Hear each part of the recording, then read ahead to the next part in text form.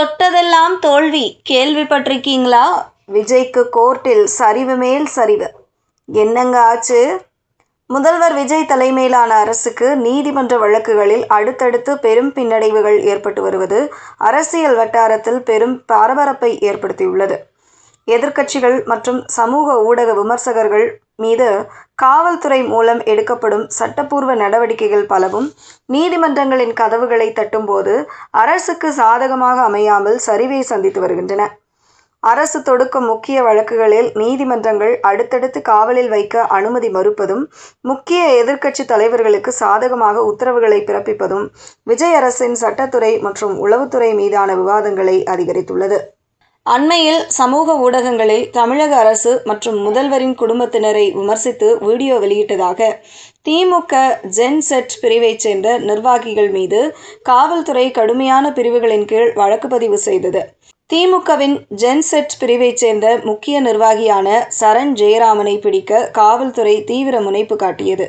ஆனால் இந்த வழக்கை விசாரித்த நீதிமன்றம் காவல்துறை தரப்பில் வைக்கப்பட்ட சிறை காவல் கோரிக்கையை நிராகரித்து அதிரடி உத்தரவிட்டது. இதேபோன்று சமூக வலைதள பதிவு விவகாரத்தில் கைது செய்ய முயன்ற ஜென்செட் ஒருங்கிணைப்பாளர் அன்பானந்தம் விவகாரத்திலும் அரசுக்கு தோல்வியே மிஞ்சியது.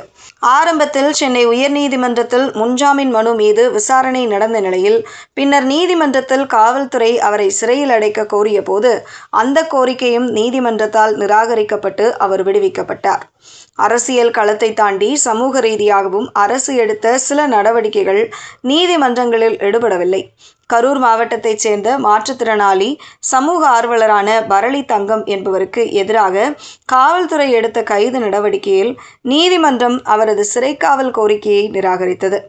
அதேபோல் முன்னாள் அமைச்சர் அனிதா ராதாகிருஷ்ணனுக்கு எதிராக தொடரப்பட்ட வழக்கிலும் நீதிமன்றம் சிறைக்காவல் அனுமதியை வழங்க மறுத்து அரசுக்கு மீண்டும் ஒரு சட்ட ரீதியான முட்டுக்கட்டையை போட்டது.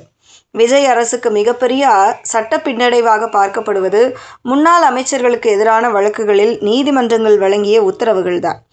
கடந்த ஆட்சியில் முக்கிய அமைச்சராக இருந்த செந்தில் பாலாஜிக்கு எதிராக அரசு தீவிர சட்ட நடவடிக்கைகளை மேற்கொண்டது.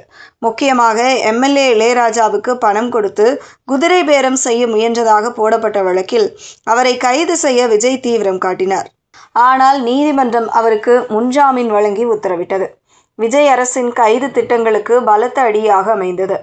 முன்னாள் அமைச்சர் ஏவா வேலுவுக்கு எதிராக பிறப்பிக்கப்பட்ட லுக் அவுட் நோட்டீஸ் விவகாரத்தில் அரசுக்கு உச்சக்கட்ட அவமானம் மிஞ்சியது. இந்த லுக் அவுட் நோட்டீஸுக்கு சென்னை உயர்நீதிமன்றம் இடைக்கால தடை விதித்தது. இதனை எதிர்த்து விஜய் அரசு உடனடியாக உச்சநீதிமன்றத்தில் மேல்முறையீடு செய்தது. ஆனால் அங்கும் அரசுக்கு ஏமாற்றமே மிஞ்சியிருந்தது. உச்சநீதிமன்றமும் உயர்நீதிமன்றத்தின் தடையை நீக்க மறுத்து அரசின் அப்பீல் மனுவை நிராகரித்து தடை உத்தரவை நீட்டித்தது. அரசு பொறுப்பேற்ற சில மாதங்களிலேயே வழக்குகளில் தோல்வியை சந்தித்து வருவது காவல்துறை அவசர கோலத்தில் வழக்குகளை பதிவு செய்கிறதா என்ற கேள்வியை எழுப்பியுள்ளது. விமர்சனங்களை எதிர்கொள்ள முடியாமல் கைது என்ற ஆயுதத்தை அரசு தவறாக பயன்படுத்துவதாலேயே நீதிமன்றங்கள் கடுமையான நிலைப்பாட்டை எடுக்கின்றன என எதிர்க்கட்சிகள் குற்றம் சாட்டுகின்றன.